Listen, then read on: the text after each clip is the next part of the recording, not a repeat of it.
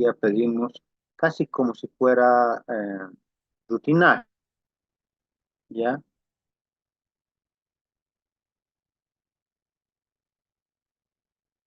Entonces hay que tener en cuenta todos esos detalles. Cosas necesito, primero, ¿qué es una gasometría? La gasometría obviamente es la medición de los gases disueltos en la sangre. Pero ¿qué necesito? Todos estos implementos. Por supuesto que varios de ustedes han sacado gasometrías en su internado o han visto cómo se saca y se necesita todo eso. Desde ya la sepsia, el manejo, si se acuerdan, tiene que estar en hielo, que tengan que tener heparina,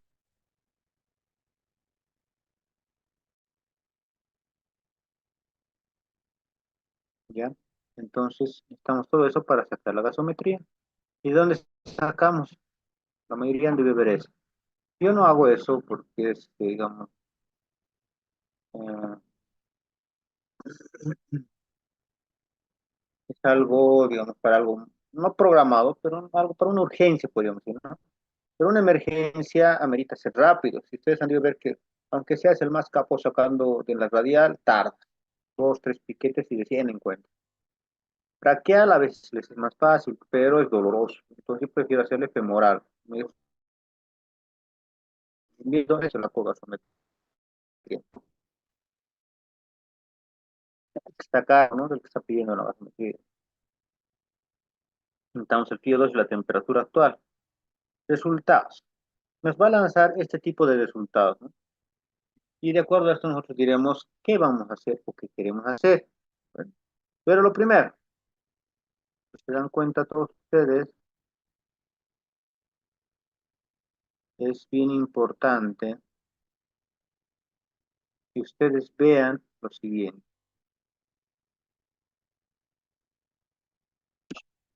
Tantos de datos, tantos detalles, y tú dices, ¿y ahora qué hago con tanta cosa?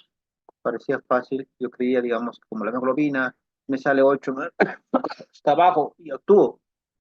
Pero la gasometría me da 1000 datos. ¿Qué hago con tantos datos?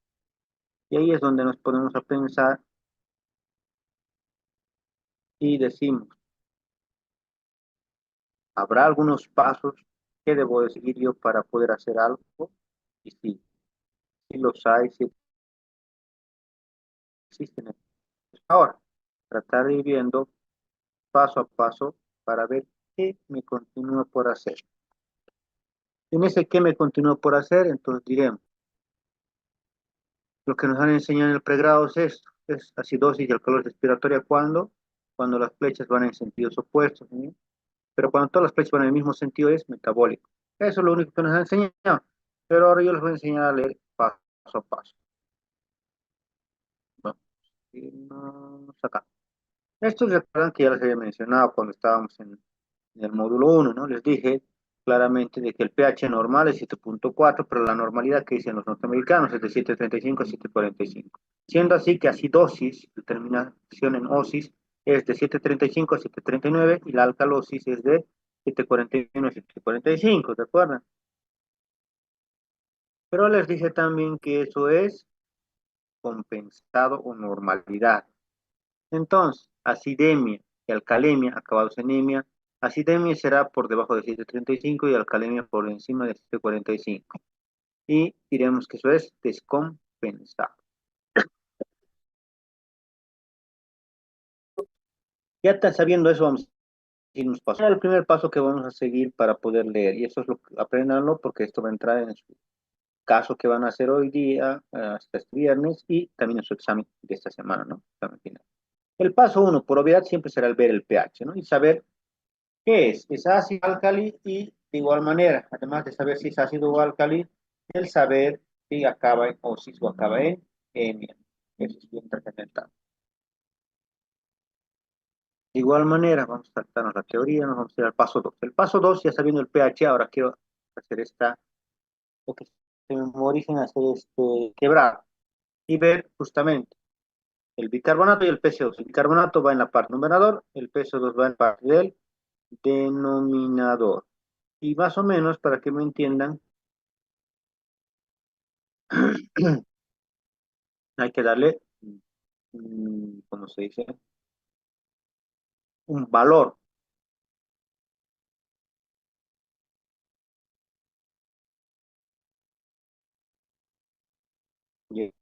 Y ese valor va a ser justamente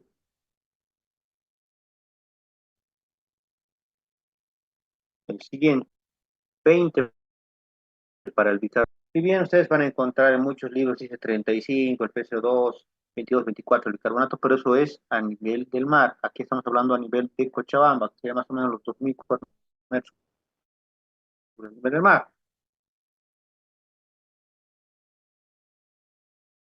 Ahora, que siempre lo álcali va arriba, el ácido va abajo, el álcali va arriba y el ácido va abajo.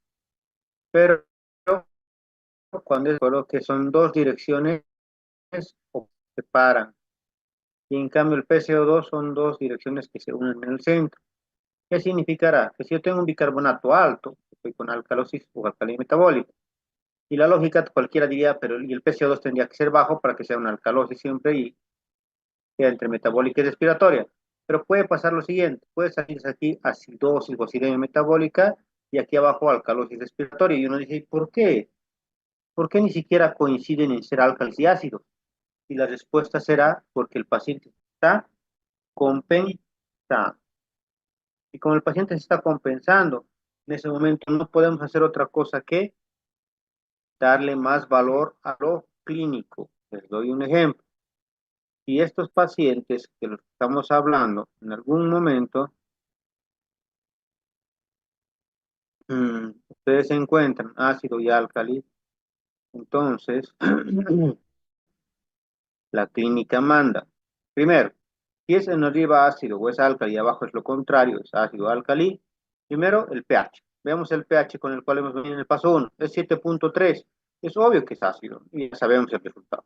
Si me sale, o sea, acidosis metabólica y alcalosis respiratoria, es obvio que es acidosis metabólica porque salió pH de 7.2.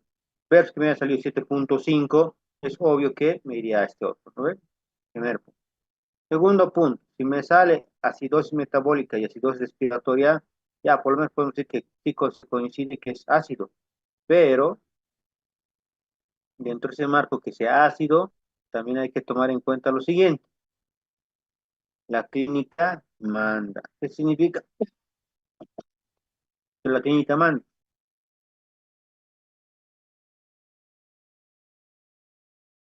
Que, ¿ya? Que justamente, miren, no es lo mismo decir que yo tengo una neumonía adquirida en la comunidad, me sacan mi laboratorio, versus que yo tenga neumonía adquirida en la comunidad, además de diabetes, hipertensión, síndrome metabólico, ¿me entiendes?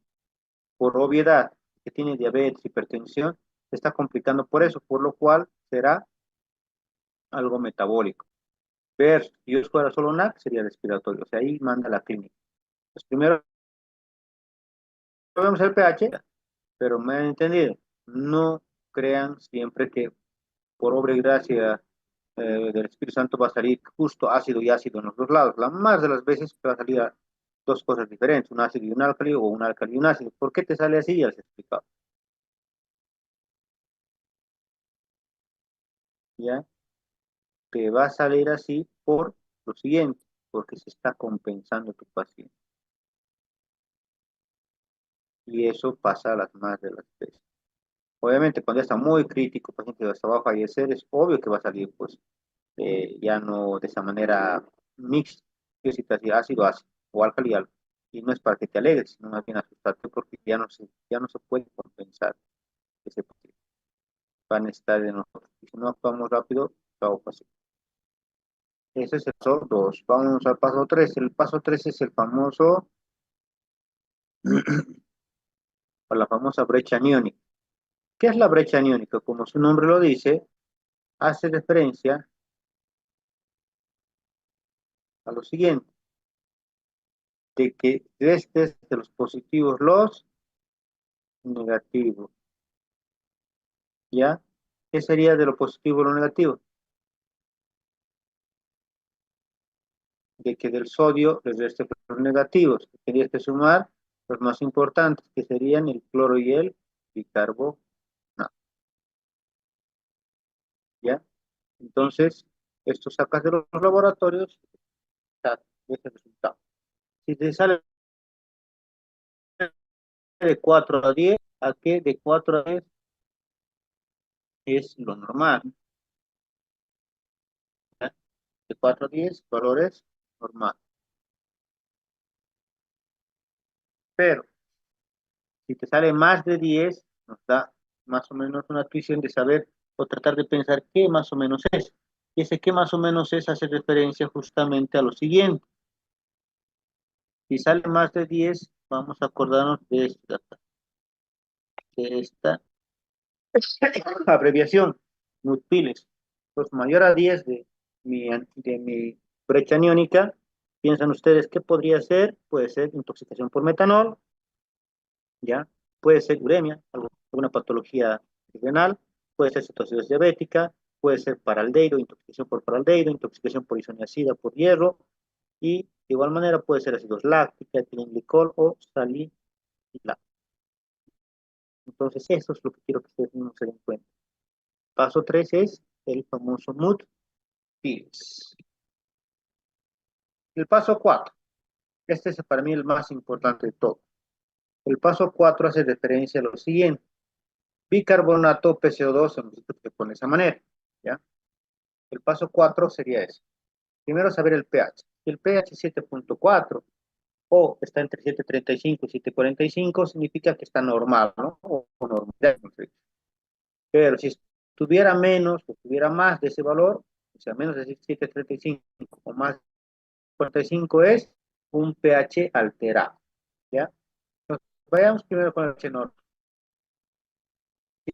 Si tu paciente tiene un pH normal, o sea, entre 7.35 y 7.45, y las flechas están yendo hacia arriba o hacia abajo, ¿qué nos está diciendo? De que ese paciente está compensado. Pero si el pH está normal, ¿qué significa eso? Las flechas están en el mismo sentido como ahora, pero el pH es anormal, o sea, es menos de 7.35 o es más de 7.45, ¿qué nos está diciendo? De que está parcialmente compensado. ¿Qué significará? El famoso precrítico. La tercera opción, que es la peor, será que tenga el pH normal, perdón, anormal, y las flechas estén en sentidos diferentes. Entonces, está hacia arriba, está hacia abajo o al revés, ¿no? Eso te dice que está descompensado, está crítico, o sea, el paciente está a punto de fallecer, en otras palabras, está complicando.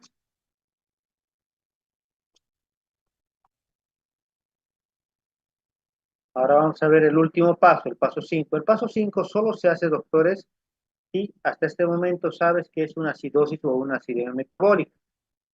Y el paso 5 hace referencia al famoso anión gap o delta gap.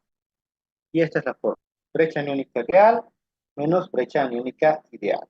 Y abajo es bicarbonato ideal menos el bicarbonato real. Te sale el resultado menor a 1, está diciendo que es una acidosis o acidemia metabólica hiperclorémica agregada. Los que siempre les digo que se va a descompensar súper rápido. O está mayor a 1.6, te está sugiriendo que hay una alcalosis. Tú dices, pero si es acidosis, acidemia, ¿por qué está agregada esta alcalosis? Porque te está dando otra vez ese resultado, como hace rato les decía, donde se está tratando de compensar solo tu paciente, o te está diciendo está yendo por buen camino, porque de lo ácido que está tu paciente ahora está tratando de irse a lo álcali solito, o por tu ayuda, ¿entienden? Mañana 1.6, o sea, no lo puedo decir, alégrense, pero sí, está yendo por buen camino, o el paciente solito se está tratando de recuperar, tratando, no digo que se recuperaba. Menor a 1 sí asustense porque hiperclorémico sí te va a poder descompensar más rápido. Y ahí termina. Entonces, el paso 5 social, si el paciente estaba hasta ese momento con acidosis o acidemia metabólica, ¿ya? Son los 5 pasos puntuales que ustedes deben de aprender.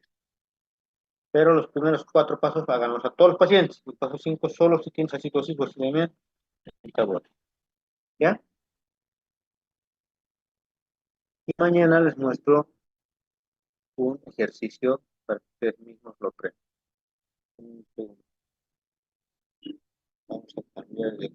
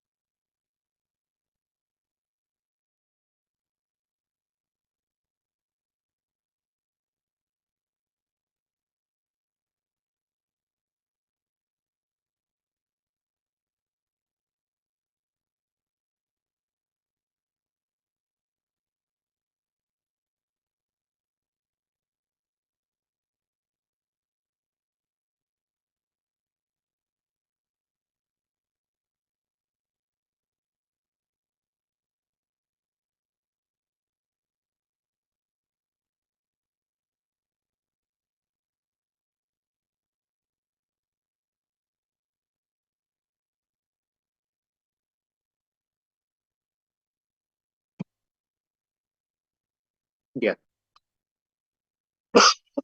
Entonces vamos a comenzar con coma y alteraciones de la conciencia. En lo que se refiere al coma y alteraciones de la conciencia, lo que hay que tomar en cuenta, doctores, es justamente eso, que es una patología que las más de las veces uno creería que viene, que es totalmente neurológico, puede serlo, pero puede ser también metabólica. Entonces hay que saber qué hago con un paciente con coma.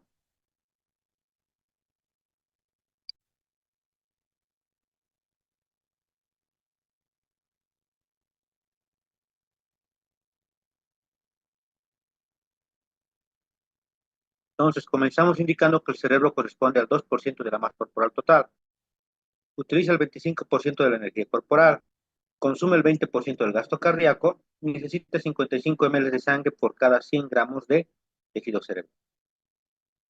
Además de eso, ante una súbita interrupción del flujo sanguíneo cerebral, las reservas de glucosa solo duran 3 minutos. Y como solo duran 3 minutos,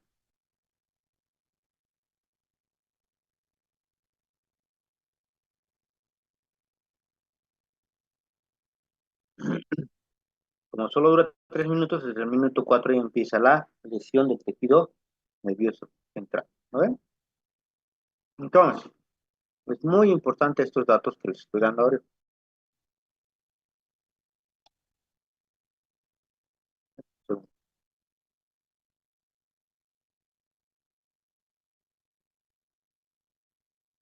Entonces, vamos a ver primeramente definiciones. Conciencia. ¿Qué será la conciencia? Desde la parte psicológica nos dicen que es la capacidad que tiene un individuo de reconocerse a sí mismo y a su ambiente. Eso es desde el marco de la psicología, ¿ya? Pero desde parte de la medicina es el estado de percepción de la propia persona y del entorno y las de actividad a estímulos externos y las necesidades internas. Ahora, todo esto estaría bien, pero ahora nosotros que queremos saber, ¿y qué es el cómo? Sería justamente lo contrario, ¿no? Es un estado en el cual no puedo percibir justamente ni a mi entorno ni las de actividad de estímulos externos. ¿Sí? ¿Entienden? Entonces, coma vendrá a ser eso. Ahora, ya sabemos cuál es el o se dice, ya sabemos la definición de conciencia. Hay que decir que la conciencia tiene dos componentes. Uno que es el contenido de la conciencia y dos, el SAR, el sistema activador reticular ascendente.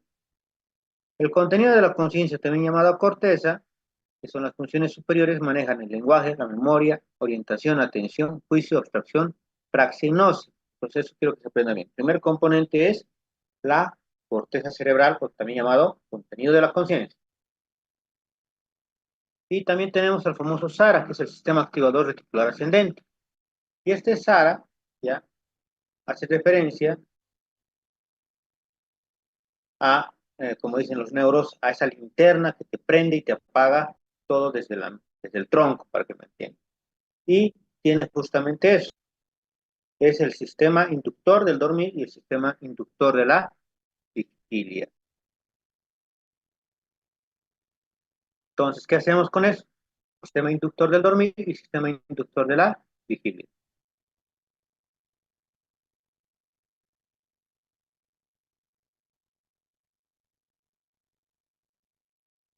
Ahora vamos a ver qué cuando se alteran estos. ¿Qué pasará cuando se altera el contenido de la conciencia, solito, solo, nada más? ¿Qué pasará cuando se altera solo el SARA versus qué pasará cuando se alteran los dos? Entonces, para eso hay que entender primeramente qué es consciente y qué es ser consciente y qué es estar lúcido. Muchas veces lo usamos por usar en nuestros expedientes clínicos. Estar consciente o estar lúcido hace referencia a los siguientes requisitos. Tiene que estar vigilo, despierto, orientado y atento. Cumple los tres, estás consciente o lúcido. O sea, está funcionando tanto el SARA como la corteza cerebral. La alteración de los componentes de la conciencia.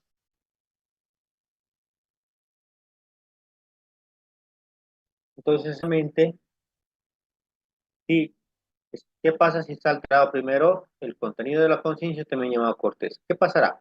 Primero recibe una nomenclatura que te dice que cuando está alterado esto, hay una alteración cualitativa por alteraciones de las funciones superiores. Alteración cualitativa.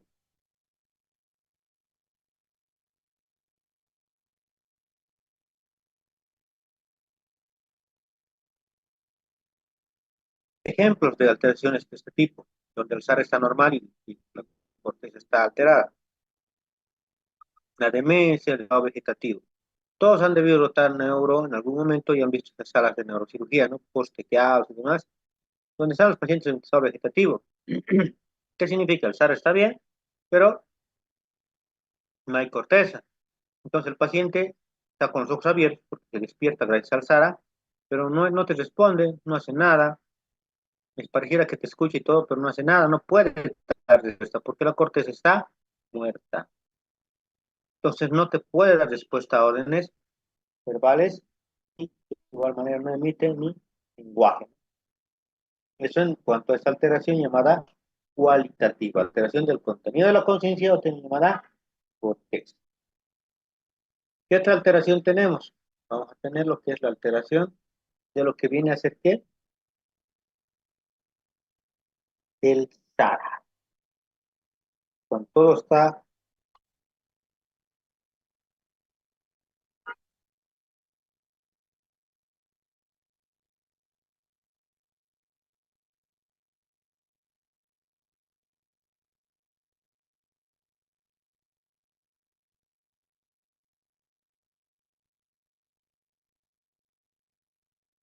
cuando está alterado el SARA, se llama una alteración cuantitativa.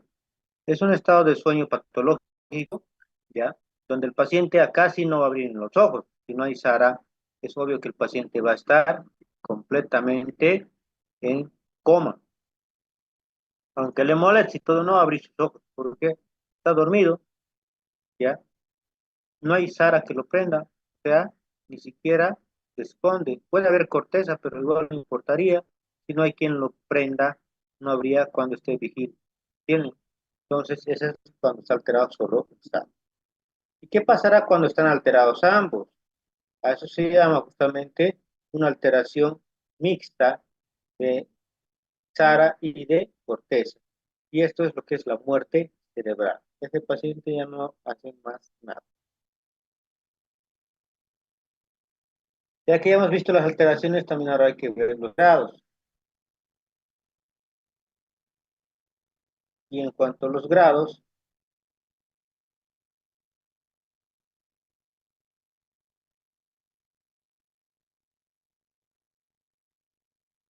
de alteración, todos hemos debido en algún momento notar en el expediente clínico y anotamos, ¿no? Está lúcido, está letárgico o nubilado. Primero partamos de la idea cuál es la clasificación estándar. Esto es ser consciente lúcido. Miren justo de la primera versión que vimos de este diplomado. Consciente lúcido, entonces,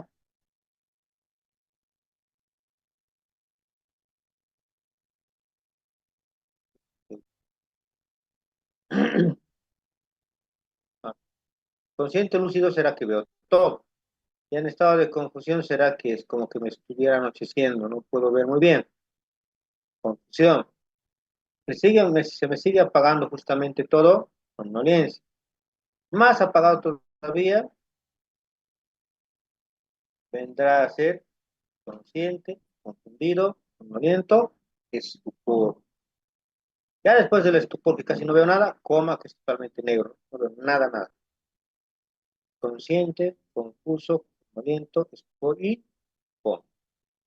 Entonces, siempre tomen en cuenta esta clasificación, que es la estándar.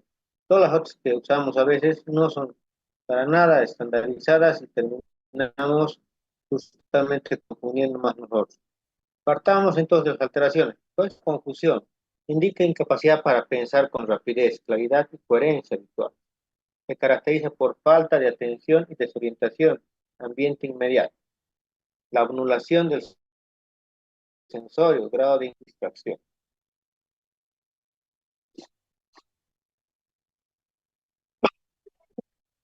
Es el resultado de los procesos que afectan a todo el cerebro, como alteración tóxica, metabólica o por demencia. Enfermedades focales en el estado confusional, sobre todo en el hemisferio derecho, o ser consecuencias de lesiones que perturben el lenguaje y la memoria. Grado ligero puede pasar desapercibido, poco orientado en espacio y tiempo. Grado moderado puede mantenerse una comunicación sencilla brevemente, pero su pensamiento es lento e incoherente, sus respuestas son contradictorias. Grado grave, incapaz de seguir órdenes sencillas, sus discursos son unas cuantas palabras. Pocas veces puede ser lo contrario, que son los volubles, no se percatan de lo que sucede a su alrededor, desorientados en tiempo y espacio, no identifican objetos o personas.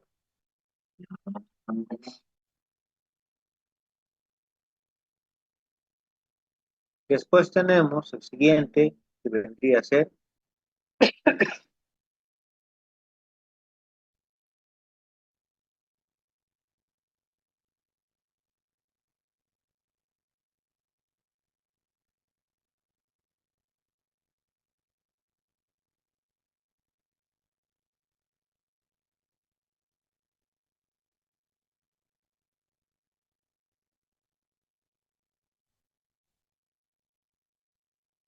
la somnolencia, reducción de la actividad mental física de la incapacidad para sostener el estado de vigilia sin aplicación de estímulos externos.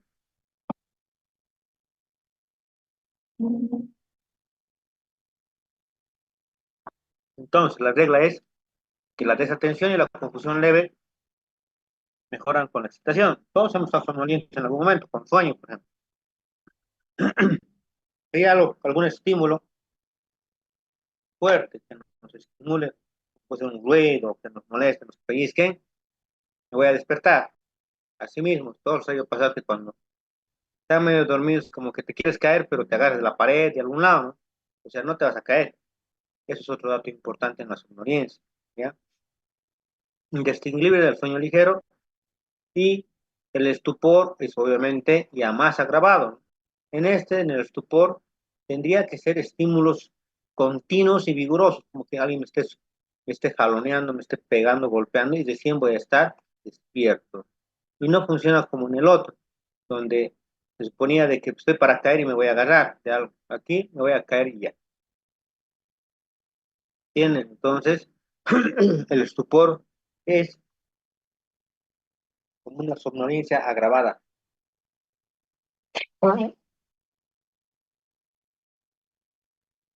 Son las respuestas a órdenes, desaparecen o son muy lentas e inadecuadas, ¿no? Yo quiero decir, cambio postural, no lo siento, pues me puedo caer, literal.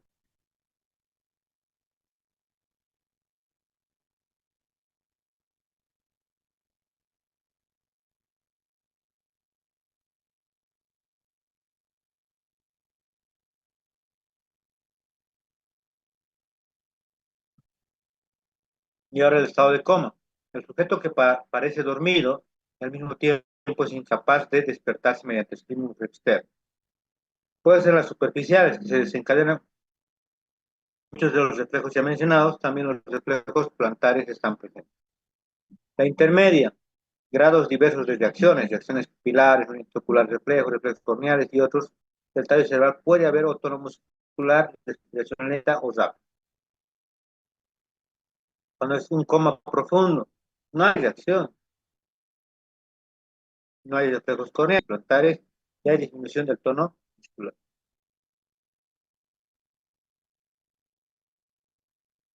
Y este coma es lo que más vamos a ver en las emergencias. ¿Ya? Este coma justamente lo vemos en emergencias. Distintas patologías nos generan estados de coma. En la sala de urgencias, 3% de enfermedades que causan coma. El 82% de estos estados de coma que vienen son por alcoholismo o por enfermedad cerebrovascular, ¿no? Ya sea hemorrágica o bien. Otras causas son estados epilépticos, intoxicaciones por fármacos, cetoacidosis diabética, el coma hipermolar, infecciones graves, shock grave, los shock séptico grave. Plummer y Posner fueron los neurofisiólogos que en la década del 90 propusieron esta clasificación de coma, de las causas de coma, y dijeron, pues, lesiones hemisféricas unilaterales, bilaterales, de fosa posterior, difusas cerebrales, metabólicas agudas o endocrinológicas. Y también las psicógenas. Hasta el día de hoy nadie más volvió a describir justamente las causas de coma.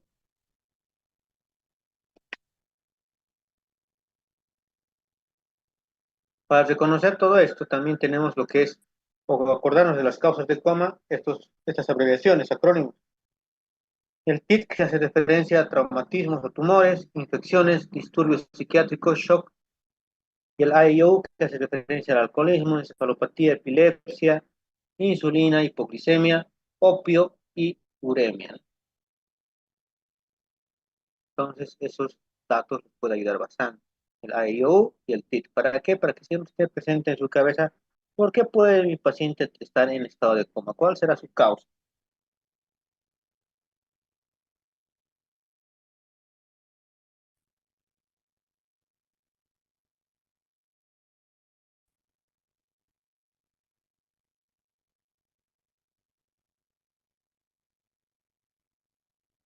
¿Qué hago en la valoración inicial de pacientes neurocríticos en estado de coma? Lo básico, cuándo ha comenzado, cuánto tiempo ya está así, qué antecedentes tiene, ya pensé, voy a hacer este paciente. Y van a ver que mientras menos sepamos el paciente, va a ser el famoso estado de coma de origen desconocido. Y vamos a entrar directamente a darle drogas al paciente para que se despierte. ¿No ven? Pero antes de eso hay que ver este dato, que me interesa bastante. Para que exista compromiso de la conciencia, se dice que la lesión del SARA debe ser bilateral, pero, mucho ojo, a veces malentendemos y creemos que, por ejemplo, esa imagen que estoy apuntando no es algo que te genera alteración del SARA, porque es unilateral, falso. Toda masa, todo sangrado, todo lo que tengas en un lado, afecta al lado contralateral, si se acuerdan, ¿no? Entonces, miren que esa es una ACV hemorrágica. ¿Ven cómo está su contorno? Una edema que va a generar isquemia a la larga. Pero más importante que eso, miren, ya está empezando a generar una desviación de la línea media hacia el otro lado. Esa masa, ¿dónde estaría para su examen? Si es que les toca esa imagen, es un sangrado, si quieren más bonito, un ACV hemorrágico intraparenquimatoso en lóbulo parietal del lado izquierdo. ¿Ven? Y está generando efecto de masa hacia el lado derecho. Acuérdense que el cerebro se ve al revés, ¿no?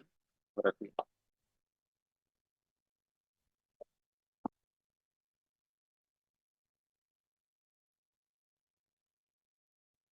Vamos a ver otras imágenes. Miren esto de acá, pues. En esta hay un ACV isquémico aquí abajo, ¿ven? Y también ha generado más efecto de masa.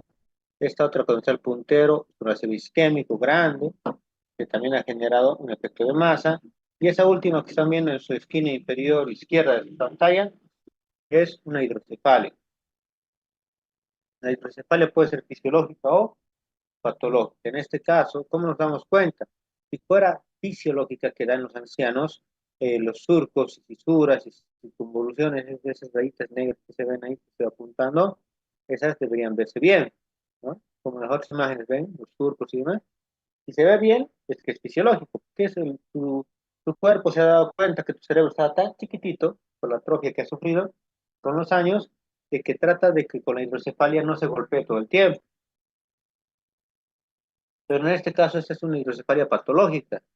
Está obstruido justamente el tercer ventrículo, generalmente se obstruye por alguna patología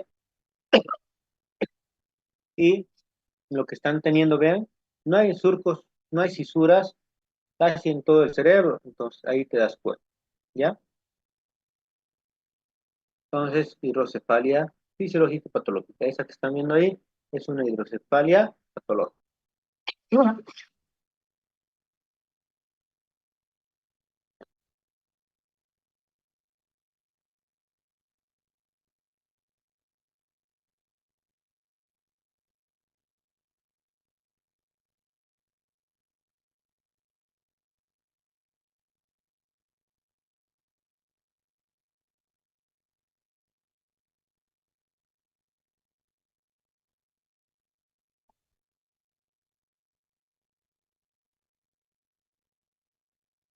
Estas dos imágenes más, estas que están apuntando, miren que es más grande que el anterior, pero está generando lo mismo.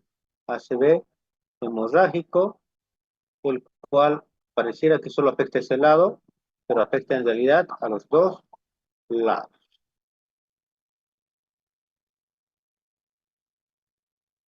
Miren cómo cierra los ventrículos laterales.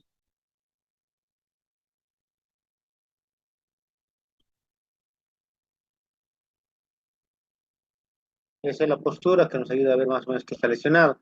El de arriba es decorticado, ¿no? Lesión de la corteza, el otro es descerebrado, lesión del céfalo.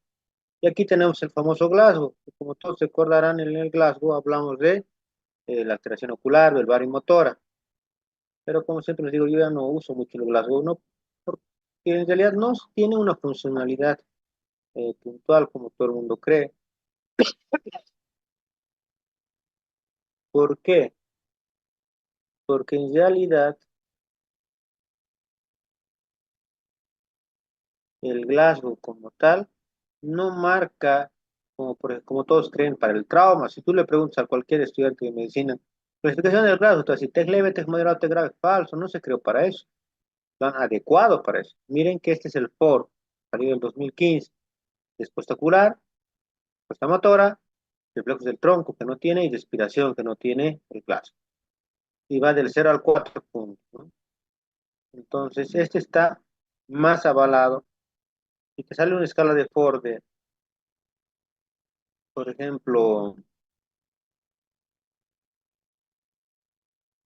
como dices, sale un Ford de menor o igual a 8, tienes que intubar. Pues si sale un Glasgow menor o igual a 8, a veces no hay que intubar, a veces inclusive al revés, puede estar con Glasgow de 11 y hay que intubar. Entonces, no es tan fidedigno como muchos creen, ¿ya? Entonces, tienes más creíble siempre la escala de Ford, porque miren, hasta cuando te viene intubado ahí te dice respiración, no estoy señalándoles, no intubados, intubados, cosa que no tiene para nada el Glasgow. En el Glasgow, ¿qué pondrían si les mando un intubado? No sabrían qué poner. ¿Por qué? Porque no te dicen nada, no dicen cuánto hay que poner. Pues siempre vean esos detallitos.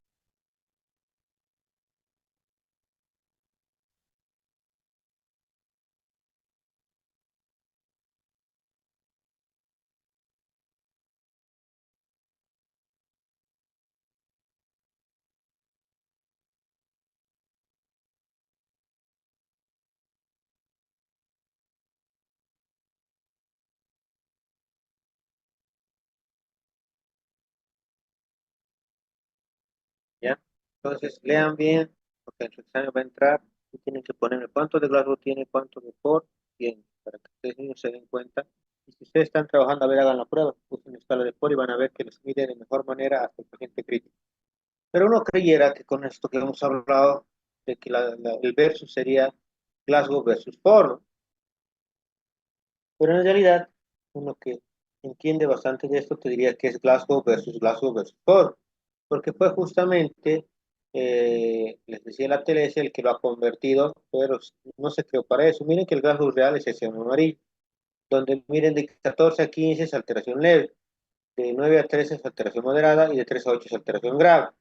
Vienen los atelecistas y lo cambian sin que el autor lo haya permitido y solo le aumentan un numerito. Entonces dicen ellos de 13 a 15 de leve, de 9 a 12 tec moderado y de 3 a 8 tec grave,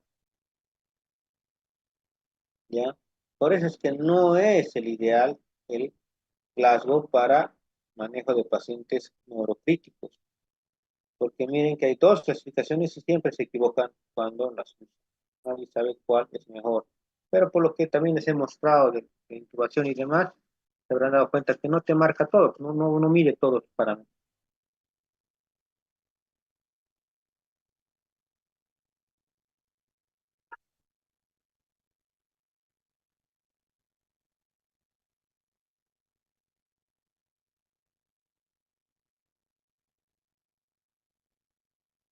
En cambio, el for, además, el número más bajo es cero, porque han visto que va de 0 a 4 puntas, ¿no? Entonces, en el for, en cambio, Medimos todos los parámetros y tenemos de 13 a 16 injuria leve, de 9 a 12 injuria moderada y de 0 a 8 injuria grave. ¿Por qué le llamo injuria?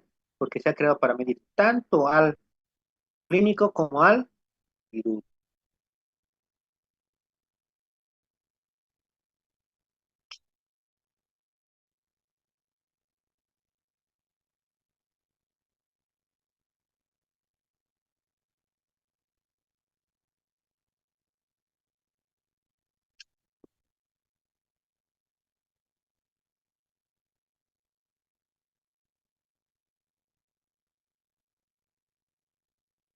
Entonces, les decía que la escala de Glasgow es útil como guía de evaluación rápida, pero no avala ni localiza la extensión de la lesión y de igual manera no te dice quién es crítico y quién no.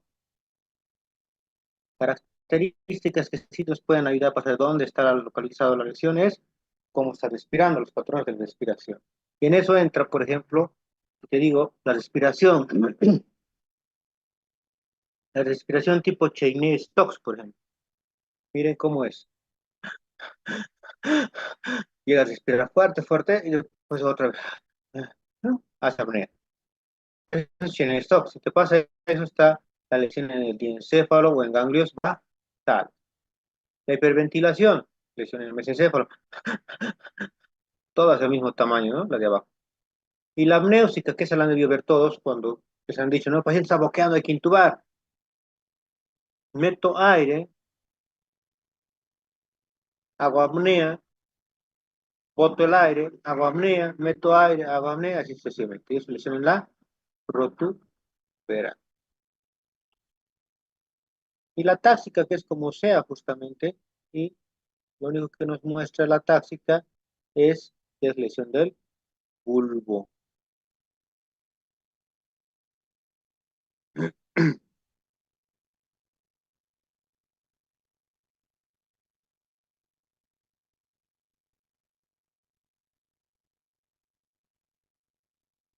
Entonces, vean que con esto sí podíamos saber dónde está la lesión.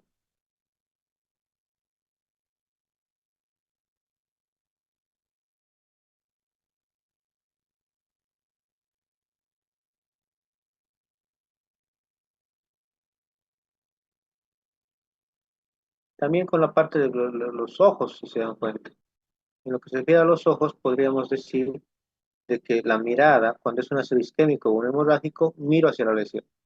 Cuando es una lesión por absceso, por infección o por tumor, más bien escapo la mirada, ¿ya? Pues las miradas también nos ayuda bastante. Y junto con la mirada viene otros signos de focalización, como pueden, como pueden ver ya aquí, miren, una lesión deficitaria que es ácido isquémico hemorrágico, yo veo hacia la lesión. Y además tengo hemiplegia del lado contralateral. Aquí la lesión está en el hemisferio derecho. Aquí también está en el hemisferio derecho, pero es absceso, o sea, es infección o es tumor. Escapo a la mirada y además me da convulsiones en mi cuerpo izquierdo. Pues esos detallitos les va a servir igual para cuando digan, está focalizando. Entonces a eso hacemos referencia. El famoso fondo de ojo, que les dije la anterior vez, el fondo de ojo no es como todo el mundo cree. El fondo de ojo no es que le saco a todos y voy a sacar algo interesante. No. El fondo de ojo, miren que se ve recién en el tercer día ya se ve un poquito. Eso que están viendo esa imagen con el punto, con el puntero, eso van a ver al quinto día, o sea, el famoso papiledema, o sea, no crean, le haré fondo de ojo y voy a ver el que está con hipertensión intracraniana falso, no lo van a ver, pero sí tienen que tener mucho cuidado cuando digan si es que se ve o no se ve. El tamaño de las pupilas, entre, el comparativo entre ellos, el reflejo pupilar y demás, también te puede ayudar, ¿no? Para saber cómo está ese paciente en ese momento. Ya el que estén mióticas, midriáticas, el que estén disparejas, las anisocóricas. Pero, de igual manera, hay que siempre tenerlo presente para ver qué está pasando con ese paciente. Pero las más de las veces no es tanto así, a veces puede ayudarte y a veces no. Entonces también el reflejo pupilar, les decía, el movimiento el día que mueva los ojos.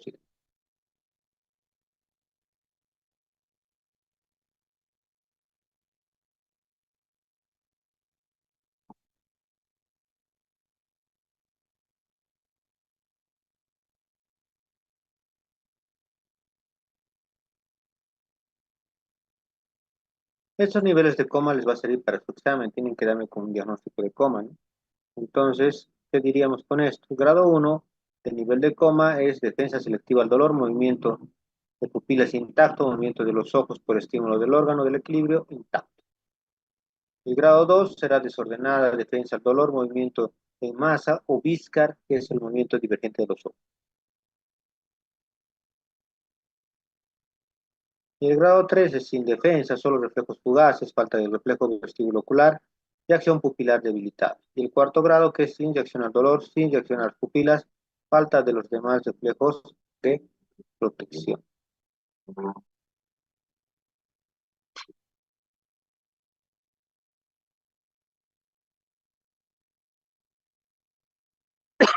El manejo de coma de origen desconocido.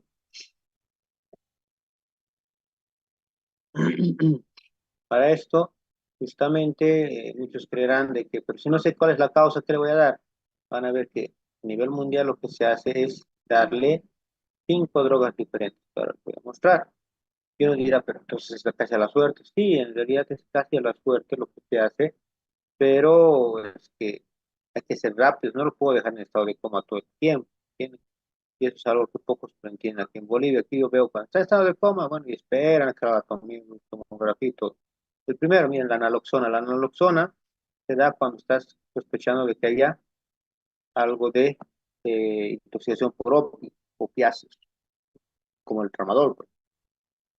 Tiamina, cuando estás sospechando que sea un desnutrido o sea un alcohólico. Rumacenil, cuando estás sospechando que sea por benzodiazepinas. Glucosa hipertónica, cuando estés sospechando que sea hipolicemia. Histamina, cuando estés sospechando en antidepresivos trícicos.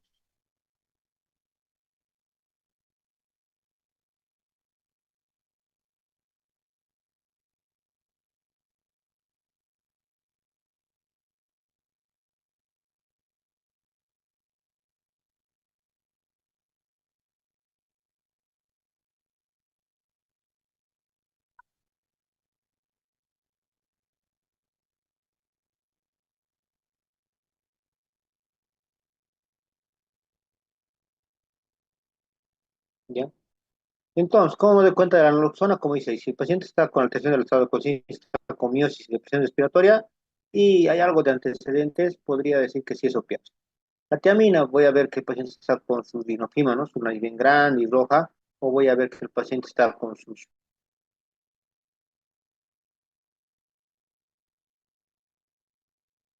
¿ya?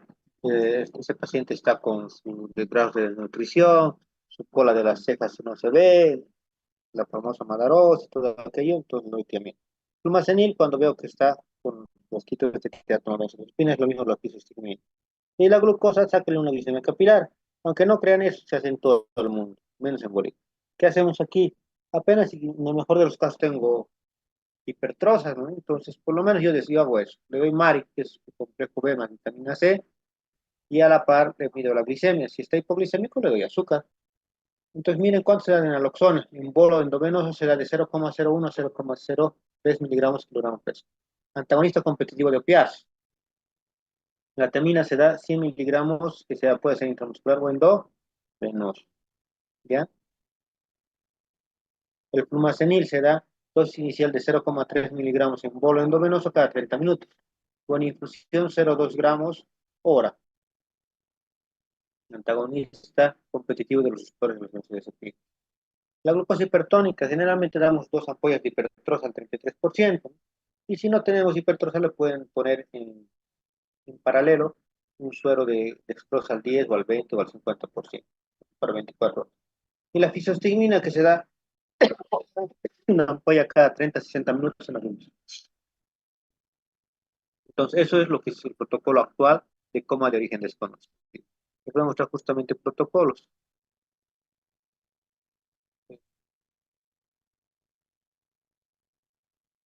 Aquí está.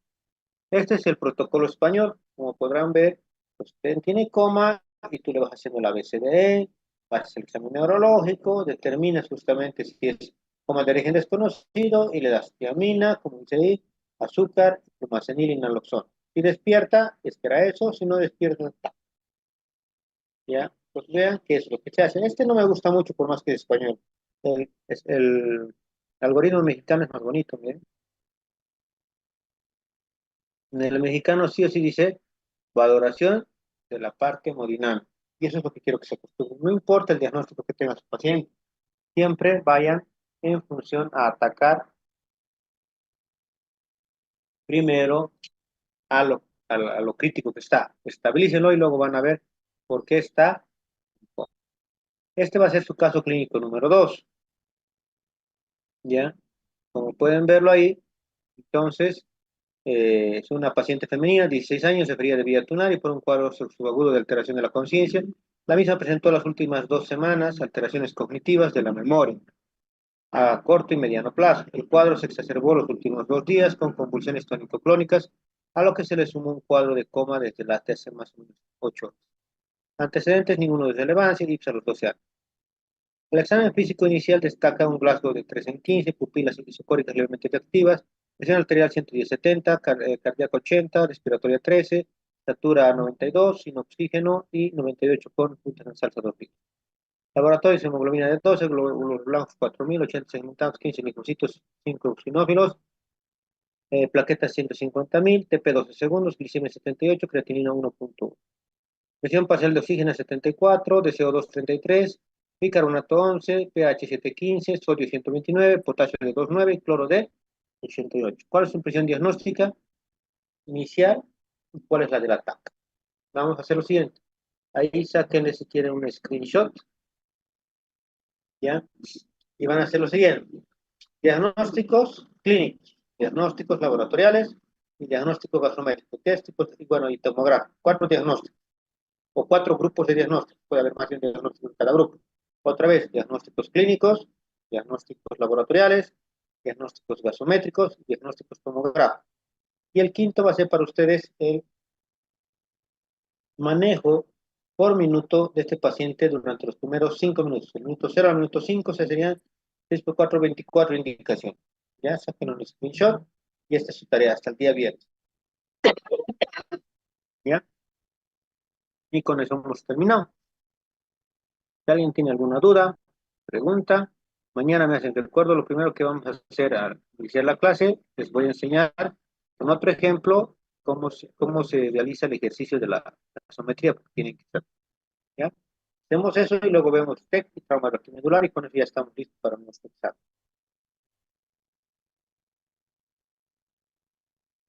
¿Preguntas?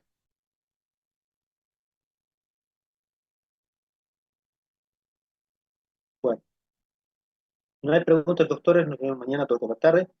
TEC y trauma medular. Con eso concluimos y estamos listos para el examen.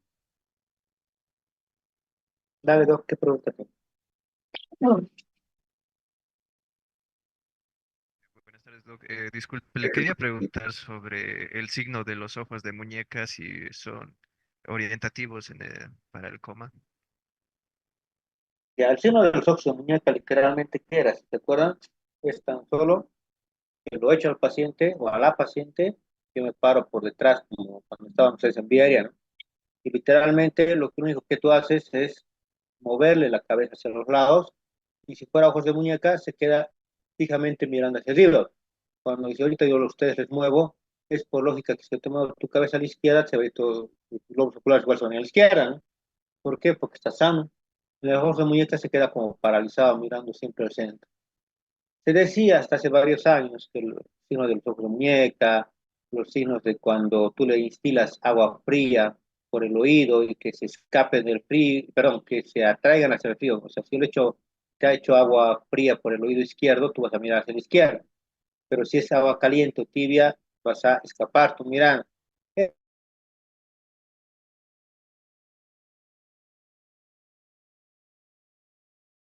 Por eso es que ya no se los menciona. Hoy en día tan solo se habla de las focalizaciones en función de lo que les he mostrado, que vendría a ser la respiración, que te indica claramente dónde está la lesión, y el otro punto, las pupilas como tal, pero en cuanto a reflejos, en cuanto a hacia dónde están mirando, pero ante la sospecha. ¿Qué harían ustedes? Por obviedad le harían un Cincinnati y un Race.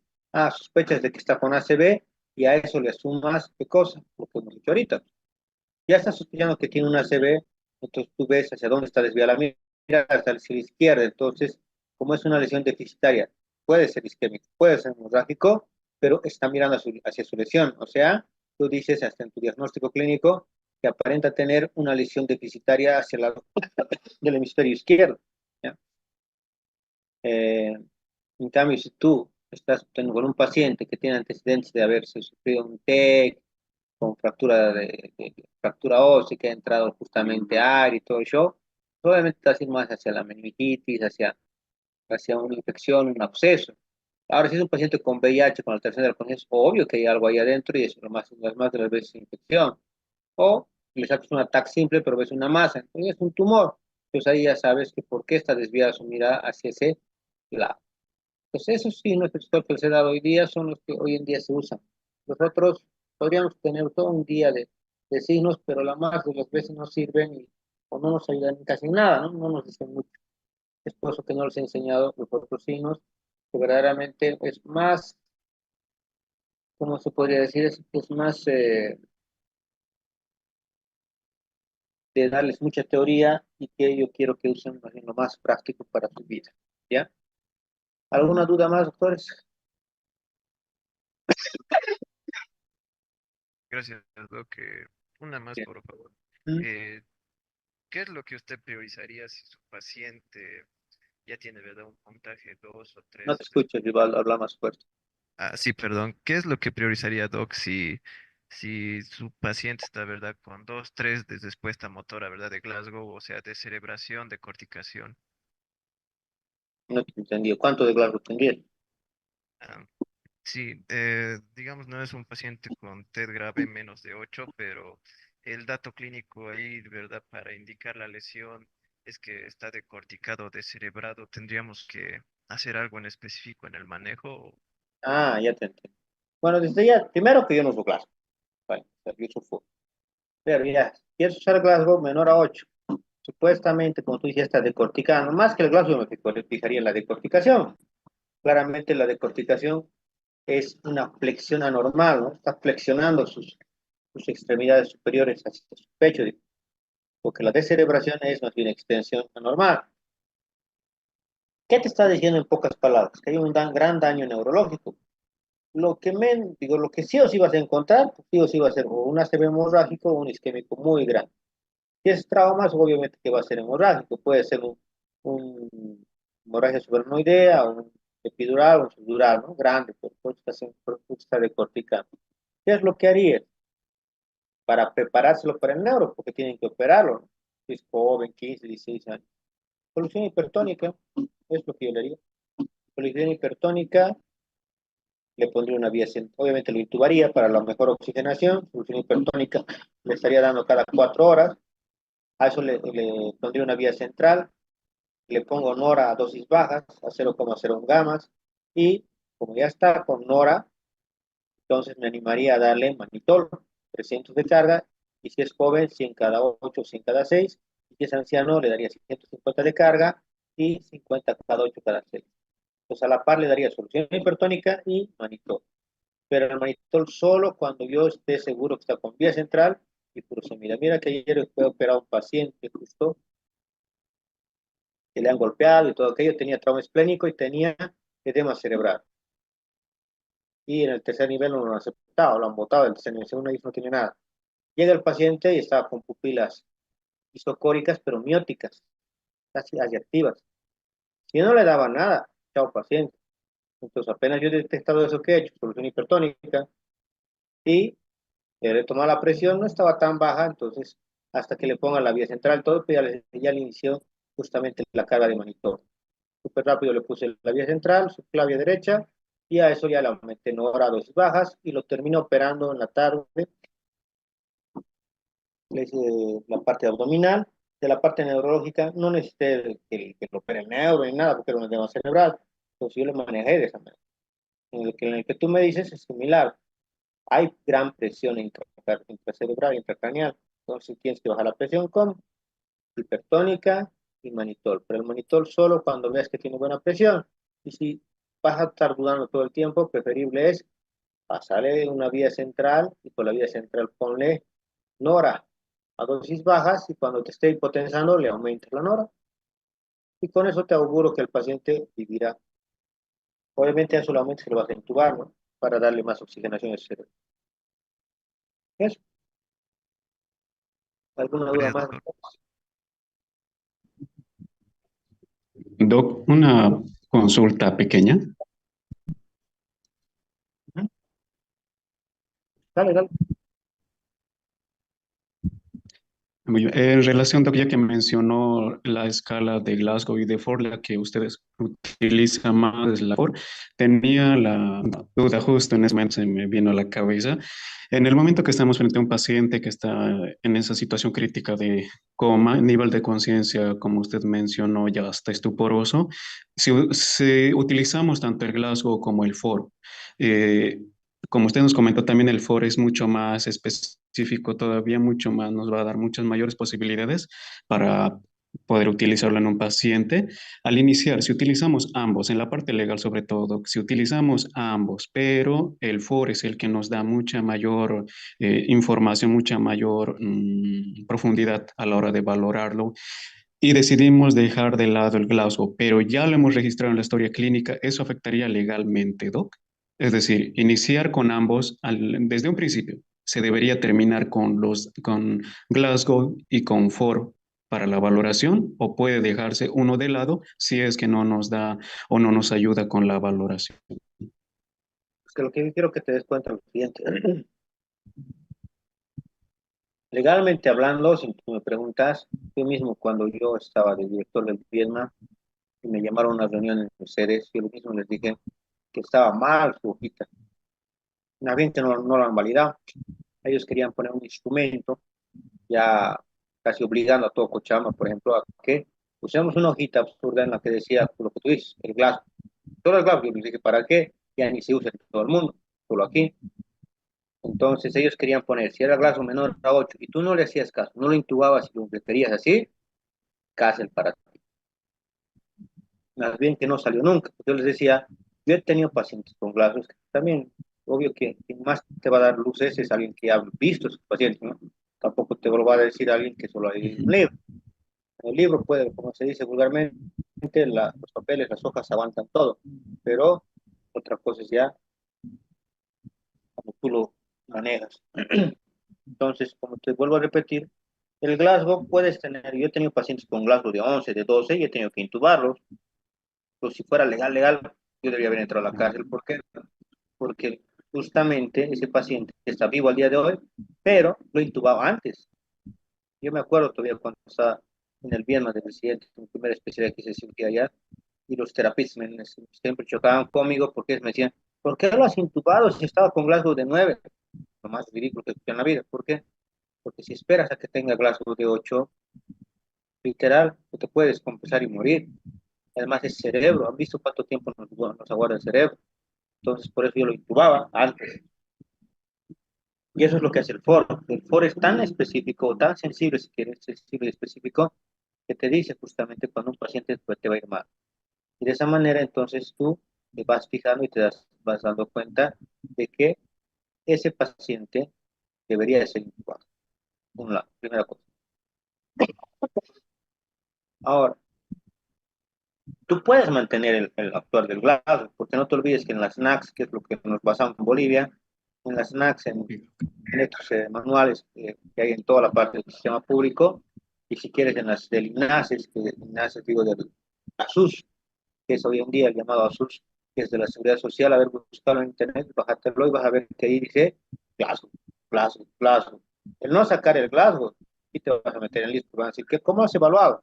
Pon el Glasgow, porque tampoco te va a costar mucho, todos hemos formado con Glasgow, yo también, todos tan solo mira al paciente y ya sé cuánto de Glasgow tiene, pero no te va a pesar mucho el anotarle un ratito Glasgow de 3, de 4, de 5, lo que quieras. Pero, si me permites recomendarte o sugerirte, lo que yo hago es lo mismo. Yo les digo a mis residentes, anoten el Glasgow, a mí ni, pero yo me baso en el FOR. Yo saco el FOR ese rato y en base a eso yo sé que el paciente amerita ser intubado. Y si tú haces la prueba, si estás trabajando o usas en estos casos que les estoy dando, vas a dar cuenta que justamente el Glasgow como tal les queda corto al FOR. O sea, de que cuando tú estés con tu Glasgow de 10, te apuesto que el FOR te va a salir 8. ¿Entiendes? ¿Por qué? Porque es más sensible y específico.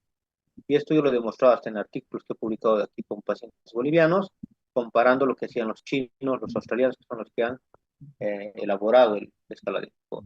Entonces, te va a ir mejor si quieres, no vas a fallar, no le vas a terminar no intubando a tu paciente, y además con menor igual a 8 no solo es intubación en el FOR, es igual que tu paciente es crítico.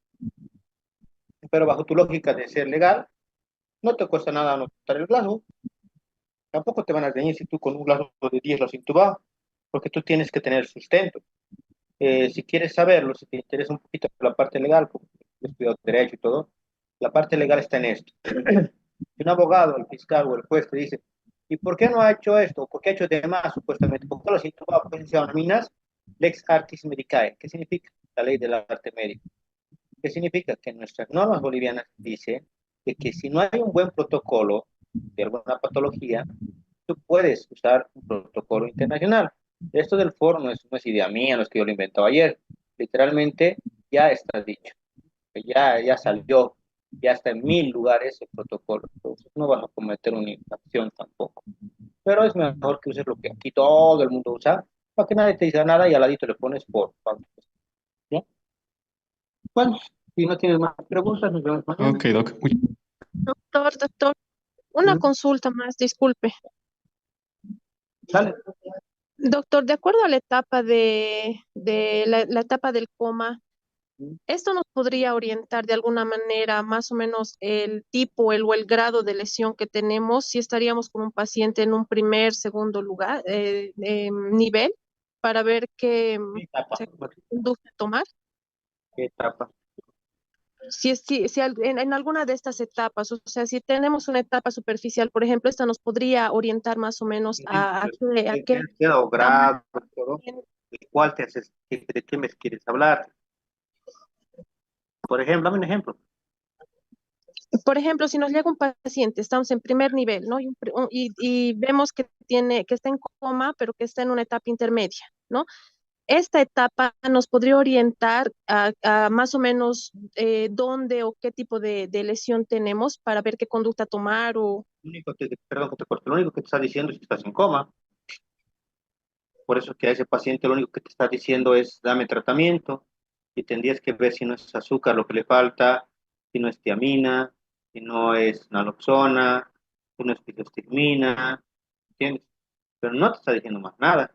La única manera, como les dije, que saber más o menos, incluso sin tomografía, inclusive, dónde está la lesión, es con su respiración y nada más.